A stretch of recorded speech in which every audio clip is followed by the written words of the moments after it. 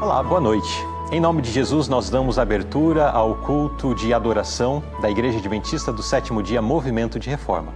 Este que é um culto transmitido aqui pelo canal Conectados com Deus. Quero ler com todos, na palavra de nosso Pai Celestial, no Salmo 133, o primeiro verso. Ó, como é bom e agradável viverem unidos os irmãos. Com esse verso da palavra de nosso Pai Celestial em nossas mentes, convido a todos para que juntos nos apresentemos diante de Deus em oração. Pai querido que habitas nos céus, nós te louvamos pelas bênçãos que tens derramado sobre cada um de nós e pelo privilégio que o Senhor nos concede de, esta noite, nos apresentarmos diante de Ti para cultuarmos o Teu nome. Muito obrigado, ó Pai, por nos conceder o dom da vida, pelo conhecimento da Tua palavra, do Evangelho. Muito obrigado pelas ricas bênçãos que, de forma tão especial e maravilhosa, o Senhor tem derramado sobre cada um de nós. Te suplico perdão dos nossos pecados e faltas, te suplico também que permaneças conosco durante esse culto. Aceite essa nossa adoração a Ti. Permaneças com Teu povo espalhado sobre toda a face da terra, em nome de Jesus. Amém.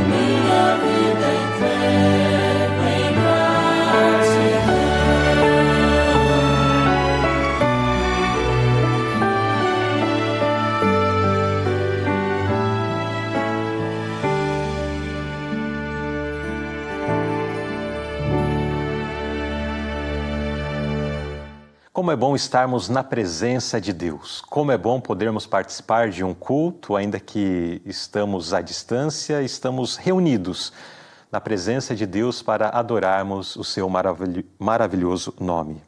O verso que nós lemos de introdução faz menção exatamente da alegria que deve existir em nosso coração pelo fato de estarmos em comunidade com os nossos irmãos. É claro que é muito melhor quando estamos pessoalmente, uns com os outros, compartilhando de momentos agradáveis na presença de Deus. Mas ainda que não é este convívio físico, nós temos a oportunidade de, juntos, à distância, adorarmos o nosso Criador. E como é bom, e quão agradável é isso, estarmos unidos adorando o nosso Criador. Eu quero lhes convidar nesse momento para que possamos apresentar a nossa alegria por estarmos unidos na presença de Deus e também por tudo quanto Deus tem feito em nossas vidas, nós manifestarmos essa alegria, essa gratidão, dedicando a Ele uma oferta.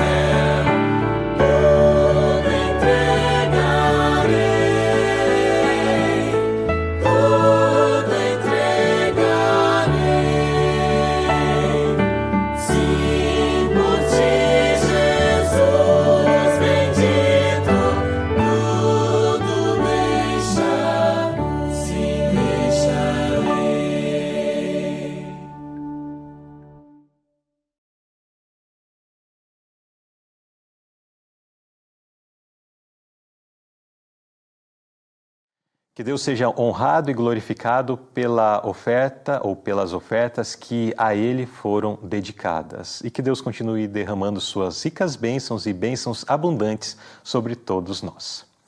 Chegou o momento agora de nós nos dedicarmos ao estudo da palavra de nosso Pai Celestial. E vamos nessa sequência, nessa série, onde o pastor Davi Pai Silva tem nos apresentado ao longo deste ano mensagens inspiradoras, instrutivas, baseadas no Evangelho de João.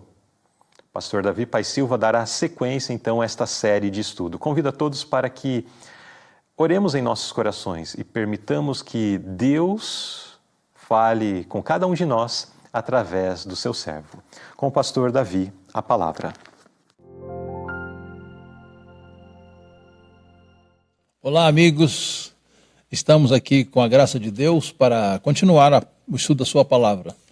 Nós já estudamos o Evangelho de João até o capítulo 14, quando Jesus prometeu voltar e também prometeu enviar o Consolador. No capítulo 15, esse é um capítulo muito importante, eu diria um capítulo vital. Por quê? Bem, aqui no capítulo 15, Jesus ele se identifica como a vinha verdadeira. Se nós vamos até Isaías capítulo 5, aqui aparece uma comparação do povo de Israel com a vinha. Então aqui no capítulo 5, versículo 7 diz assim: a vinha do Senhor e dos exércitos é a casa de Israel. Então isso aqui é uma parábola. Deus comparou a casa de Israel com uma vinha. Mas no capítulo 15 de João, ele diz: eu sou a vinha verdadeira, meu pai é o lavrador. Então, observem, no capítulo 5 de Isaías, Deus compara Israel a uma vinha. Esse é um fato.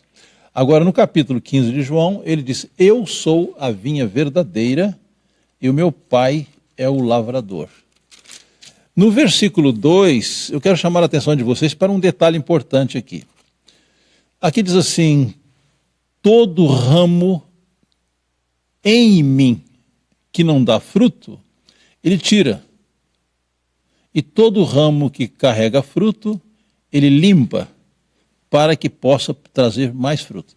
Bem, o ponto é o seguinte, aqui diz assim: porque todo ramo em mim que não dá fruto, ele tira. Como é possível um ramo em Cristo não dar fruto? É impossível, né? Praticamente. Mas aqui está falando de uma profissão de fé. Alguém diz que está em Cristo.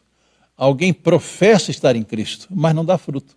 Quer dizer que não há entre a pessoa e Cristo um vínculo profundo, um vínculo verdadeiro. Então o capítulo 15, versículo 2, está falando de alguém que professa estar em Cristo, mas não produz fruto. Quer dizer, não há um vínculo autêntico, uma conexão profunda. Então ele diz: todo ramo em mim que não dá fruto, ele tira, e todo ramo que carrega fruto, ele limpa para que dê mais fruto. Então, querido, nós precisamos ter cuidado em não ter uma religião apenas que professamos estar em Cristo, que declaramos o nome de Cristo, mas que não existe entre nós e Cristo um vínculo efetivo, uma conexão vital, uma conexão real. Agora, versículo 3 diz: agora vós estáis limpos pela palavra que vos tenho falado. Então, o que é que Deus usa para nos purificar? A sua palavra inspirada pelo Espírito Santo. Por exemplo, em Salmo 119, o salmista diz assim: eu escondi a tua palavra no meu coração para não pecar contra ti. E o mesmo salmista diz assim: como purificará o jovem o seu caminho? Observando conforme a tua palavra. Quer dizer, se nós pautamos a nossa vida pela palavra de Deus, nós teremos uma vida vitoriosa, uma vida pura.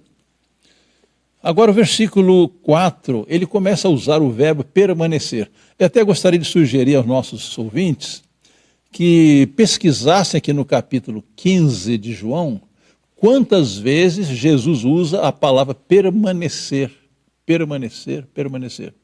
Porque os teólogos dizem o seguinte: quando uma verdade é repetida várias vezes, é porque ela é muito importante. E, de fato, esse ponto aqui, é um ponto vital na nossa vida cristã. Aqui diz assim: permanecei em mim e eu permanecerei em vós. Olha só, aqui existe uma permanência mútua. O pecador arrependido, ele permanece em Cristo e Cristo permanece nele. Há uma conexão mútua. Cristo, o pecador e Cristo. É uma união vital. Como o ramo não pode dar fruto por si mesmo, note bem, o que é que nós podemos produzir separado de Cristo? Nada. Só maldade, só pecado. Então diz assim: como o ramo não pode dar fruto por si mesmo, a não ser que permaneça. Percebe que o verbo permanecer aqui é repetido outra vez? Como o ramo não pode dar fruto por si mesmo, a não ser que permaneça na videira, assim também vós não podeis, a não ser que permaneçais em mim. Vamos ter em mente isso daqui. A nossa salvação depende disso aqui. Por isso que eu falei que esse capítulo 15 de João é um capítulo vital. A nossa salvação, ela não depende apenas de permanecer na igreja. Depende de permanecer em Cristo, que é a videira verdadeira. Então aqui diz assim, verso 5, um verso muito repetido, muitas vezes: eu sou a videira, vós sois os ramos. Quem permanece em mim e eu nele, aqui aparece novamente aquela permanência mútua. Aqui diz assim: aquele que permanece em mim, Cristo, né? E eu permaneça nele, esse dá muito fruto. Porque sem mim nada podeis fazer. Irmãos, isso aqui é uma frase muito importante. Sem mim, disse Cristo, nada podeis fazer. Então a nossa batalha na vida cristã não é para fazer coisas, é permanecer em Cristo. Quem permanece em Cristo, ele produz. Como a vara que permanece ligada à videira, ela produz uvas. Se ela for cortada, não produz nada, por mais força que ela faça. Então, por mais esforço que façamos em nossa vida cristã, eu entendo assim, queridos irmãos, que o nosso maior esforço é permanecer em Cristo. Ao permanecer nele, o fruto aparece. Por exemplo, ela diz assim: eu não preciso me esforçar para brilhar, eu prefiro me esforçar para estar conectado. Ao estar conectado com Cristo, a luz aparece, o fruto aparece, as boas obras aparecem, a obediência aparece. É claro que nós temos uma luta contra nossas inclinações, nossas tendências, mas a nossa vitória depende de nossa permanência em Cristo. E agora o verso 6, ele continua falando de permanecer. Se alguém não permanece em mim, ele é lançado fora como um ramo, e murcha, e homens recolhem e os lançam no fogo, e eles são queimados. Observem bem, irmãos, uma videira, alguém disse o seguinte: ela tem duas finalidades. Ou ela produz uva, ou então ela seca e vira lenha, é queimado. Não há outra utilidade. Então, ou a videira produz uva, ou então ela morre, seca e é lançada no fogo. Percebem aqui quão vital é o assunto da conexão com Cristo? Quer dizer, se eu não permanecer em Cristo, estou perdido, simplesmente. Eu só vou servir como lenha para o fogo. Lança no fogo e eles são queimados. E Jesus continua usando o verbo permanecer, observem. Verso 7, se vós permaneceis em mim. Agora ele esclarece algo aqui. Como que ele permanece em nós? Ele diz assim: se vós permaneceres em mim e as minhas palavras permanecerem em vós, pedireis o que quiserdes e vos será feito. Aqui tem um ponto muito importante, não? Por que aqui garante que se eu permaneço em Cristo e as suas palavras permanecem em mim, eu posso pedir qualquer coisa para ele. Por quê? Se a palavra de Deus permanece em mim, eu só vou pedir coisas lícitas, coisas que estejam de acordo com a vontade de Deus. Quer dizer, por exemplo, uma pessoa que não permanece em Cristo e pega esse verso: nossa, o que eu pedi, Jesus vai fazer. Não vai fazer. Ele faz para aquele que permanece nele e as palavras dele permanecem na pessoa. Agora, será que eu ganho a salvação por causa dos meus frutos? Não. Os frutos são índice de minha permanência em Cristo. E aqui diz assim o verso 8, nisto é glorificado meu Pai, que deis muito fruto. Quer dizer, todo fruto que produzimos, como resultado da nossa conexão com Cristo, são para a glória de Deus. Lá em Salmo 92 diz, na velhice ainda darão frutos, serão viçosos e florescentes, para anunciar que Deus é reto, Ele é minha rocha e nele não há injustiça. Então, todos os frutos que aparecem na vida do cristão são para a glória de Deus. 1 Coríntios, capítulo 10, diz assim, quer comais, quer bebais, ou façais outra qualquer coisa, fazei tudo para a glória de Deus. Verso 8, nisso é glorificado meu Pai, que deis muito fruto, e assim sereis meus discípulos. Quer dizer, vamos imitar a Cristo. Cristo tinha uma conexão tão perfeita com o Pai, que a vida de Cristo era uma vida frutífera. E nós teremos o mesmo resultado.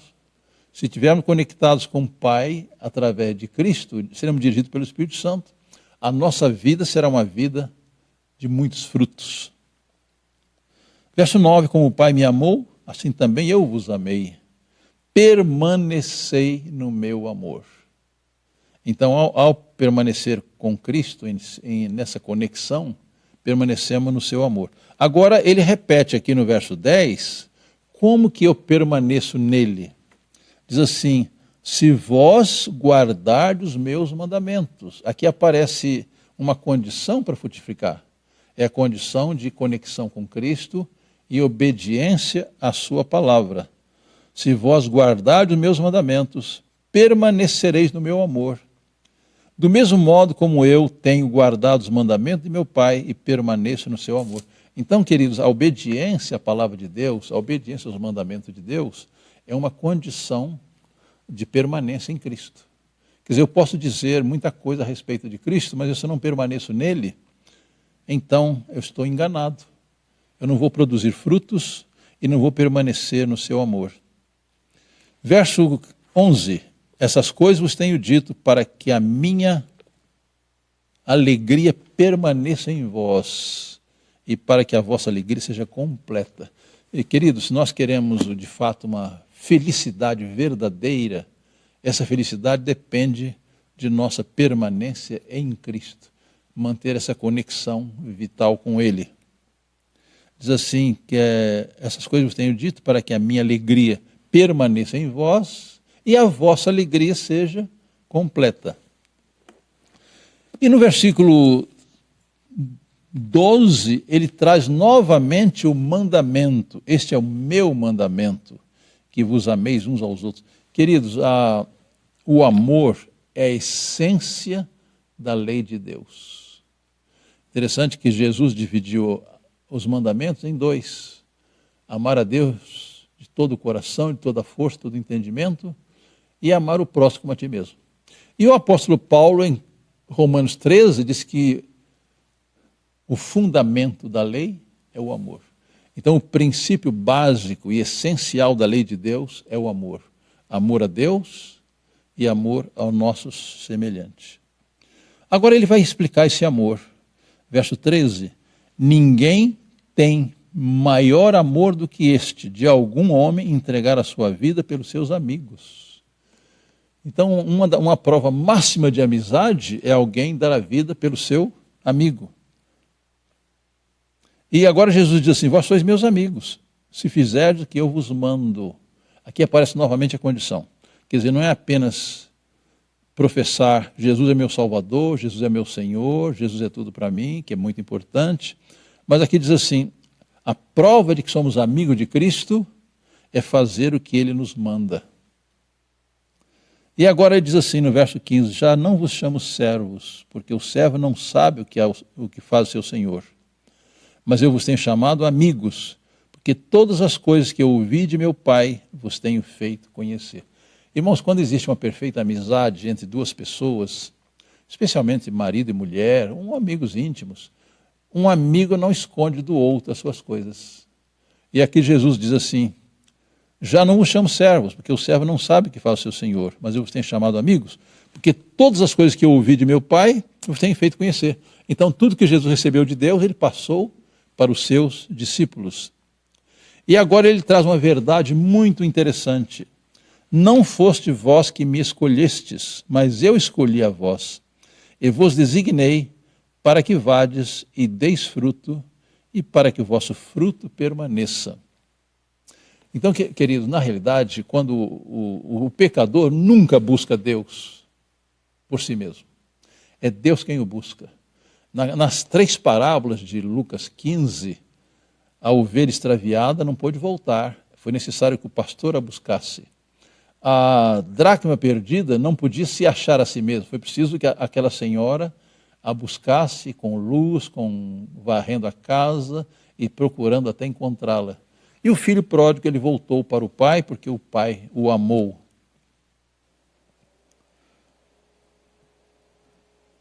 Verso 17, essas coisas vos mando. Repete aqui, queridos. Por que Jesus repete tantas vezes: um novo mandamento vos dou, que ameis uns aos outros? É porque é essencial. Eu não posso dizer que amo a Deus enquanto eu odeio o meu irmão, enquanto eu tenho inveja do meu irmão, quando eu falo mal do meu irmão.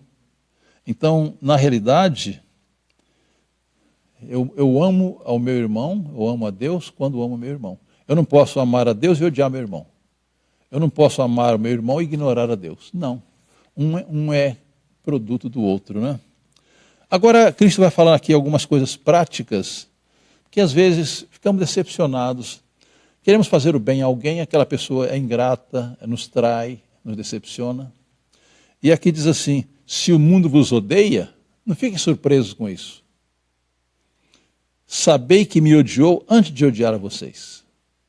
Então, queridos, como foi a vida de Cristo? Será que foi uma vida assim, cômoda, tranquila, todo mundo o amava, todo mundo o respeitava? Não.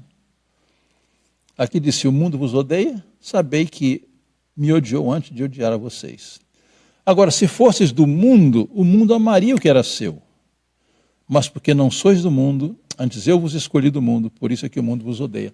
Eu sempre me admirei, eu sempre pensei nisso com muita preocupação.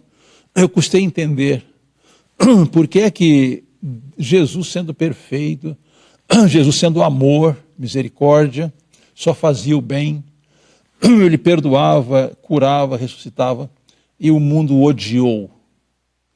É porque, queridos, quanto mais próximos de Deus, quanto mais revelamos o caráter de Deus, mais Satanás nos odeia. Então aqui diz assim: se fosses do mundo, o mundo amaria o que era seu, mas porque não sois do mundo, o mundo vos odeia. Lembrai-vos da palavra que eu vos disse: o servo não é maior que o seu senhor. Se eles perseguiram a mim, também perseguirão a vós. Se guardar a minha palavra, também guardarão a vós. Então, no trabalho da missão de Cristo, durante 33 anos, especialmente os 3 anos e meio finais da sua vida, ele foi perseguido o tempo todo. Os verdadeiros servos de Deus, reformadores, os apóstolos, os profetas, foram perseguidos. A maioria dos profetas morreram apedrejados, perseguidos. Então, na realidade, quanto mais fiel uma pessoa é fiel a Deus, mais Satanás fica irado.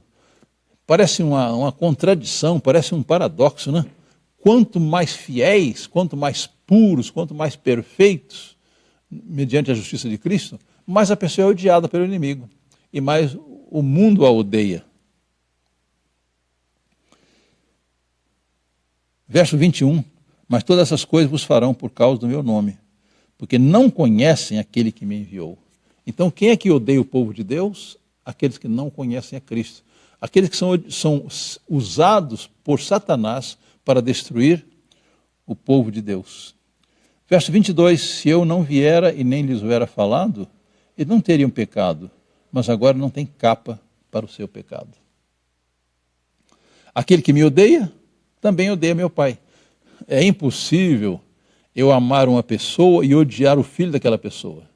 Ou amar o filho e odiar o pai. Aqui não. Daqui, quem ama a mim, ama meu Pai também. Quem me odeia, odeia também o meu Pai. Se entre eles eu não tivesse feito tais obras, as quais nenhum outro homem fez, eles não teriam pecado. Mas agora tanto viram quanto odiaram, tanto a mim quanto a meu Pai. Então, queridos, é impossível alguém amar a Jesus e não fazer a sua vontade, alguém amar a Deus e rejeitar a Jesus, alguém amar a Jesus e rejeitar o Espírito de Deus. Os três trabalham em perfeita harmonia, em perfeita unidade. Então, na realidade, nós só amamos a um quando amamos os três. Não é possível amar um e odiar o outro, não é? Verso 25, mas isto aconteceu para que se cumpra a palavra que está escrita, eles me odiaram sem motivo. Qual é a razão por que as pessoas odeiam o povo de Deus? Porque o povo de Deus revela o caráter de Deus. O caráter de Deus está em perfeita contradição com o pecado e com Satanás. Por isso Satanás os odeia, não é? Agora ele repete aqui na parte final do capítulo 15, mas quando vier o Consolador, que eu vos enviarei da parte do Pai, o Espírito da verdade que procede do Pai, ele dará testemunho de mim. E vós também dareis testemunho, porque estáis comigo desde o princípio. Bem, queridos, eu gostaria de destacar aqui a importância de sermos batizados com o Espírito Santo. E quando ocorre isto? Quando nos entregamos a Cristo, o Espírito Santo toma posse da nossa vida. E a palavra de Deus diz que Jesus era batizado com o Espírito Santo cada manhã. E, de fato, quem batiza o crente com o Espírito Santo é o próprio Jesus. Quando João batizou a Jesus, ele deixou clara essa palavra, né? Que se nós queremos ser batizados pelo Espírito Santo, precisamos submeter-nos a Jesus.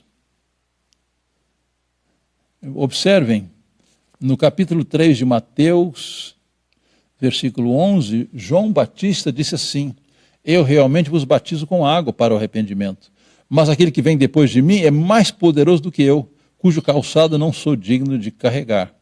Ele vos batizará com o Espírito Santo e com fogo. Então, o batismo do Espírito Santo é feito por Jesus. Em Oséias, no capítulo 6, aqui tem outra verdade importante a respeito disto, né? No capítulo 6, de 1 a 3, o profeta Oséias diz assim: vinde e voltemos ao Senhor, porque ele despedaçou e nos curará, feriu e nos atará. Após 2 dias nos dará vida, ao terceiro dia nos ressuscitará e viveremos em sua presença. Agora observem bem o verso 3. Então conheceremos, se prosseguirmos em conhecer o Senhor.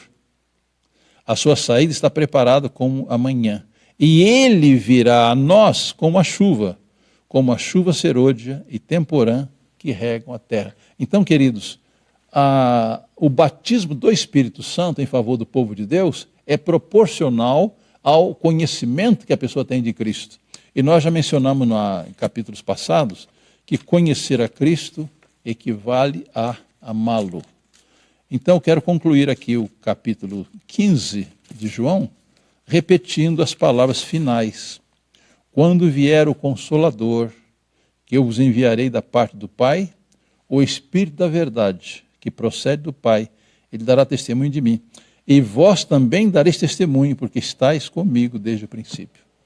Irmãos, quantas vezes nós tentamos fazer algum trabalho missionário e praticamente não vemos muito resultado prático, né? O que está faltando em nós? Observe que durante 3 anos e meio, quando os discípulos estavam andando com Jesus, mas estavam lutando por posições, por tanta coisa, o trabalho não foi frutífero, né? Mas quando eles se reuniram no cenáculo, puseram as diferenças de lado, se uniram uns aos outros no Espírito de Cristo, então veio o Espírito Santo, os batizou e 3.000 almas foram convertidas num dia. Mais tarde esse número subiu para 5.000 e assim o trabalho foi realizado. Nós temos uma grande missão, meus amigos, a cumprir. e iluminar o mundo. Nós não temos poder para fazer isso, a não ser que sejamos batizados com o Espírito Santo.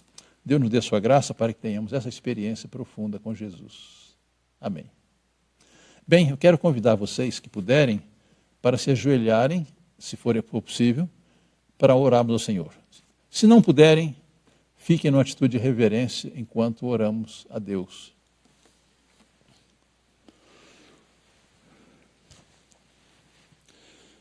Querido Pai Celestial, uma vez mais estamos na Tua presença. Em nome de Jesus, nos aproximamos de Ti para implorar-te a Tua graça, a Tua misericórdia, a Tua compaixão em nosso favor. Agradecemos, Senhor Deus, porque Jesus deu a sua vida perfeita no Calvário por nós. Agora intercede em nosso favor e voltará em breve. Pedimos, Senhor Deus, que Tu tome o nosso coração. Ajuda-nos a amar de todo o coração, de toda a nossa força, todo o nosso entendimento e ao nosso próximo como a nós mesmos. Ajuda-nos a permanecer unidos a Ti, como a vara deve estar unida à videira para produzir frutos. E batiza-nos com Teu Espírito para que possamos revelar o Teu caráter e fazer a Tua obra. Permanece conosco, abençoa todos que estão conectados conosco nesses momentos, que eles sejam ricamente abençoados por Ti e que Tu possa usá-los para alcançar outros com a Tua verdade. Ajuda-nos, Senhor Deus, com a Tua graça, a estarmos preparados para a volta de Jesus, em cujo nome Te pedimos essas bênçãos. Amém.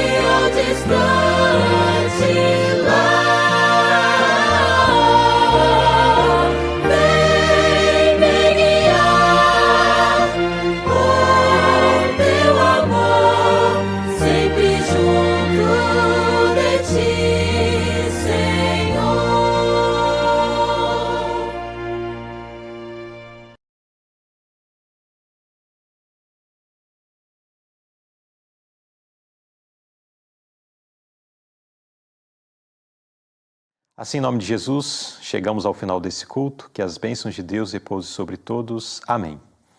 Irmãos, chegamos ao final de mais um culto, aprendemos mais da palavra de Deus e Deus tem nos abençoado através disso. Nesse momento, então, nós nos despedimos e convidando-os para que estejam conosco na quarta-feira, quando temos o nosso culto de intercessão. Que Deus os abençoe e até lá.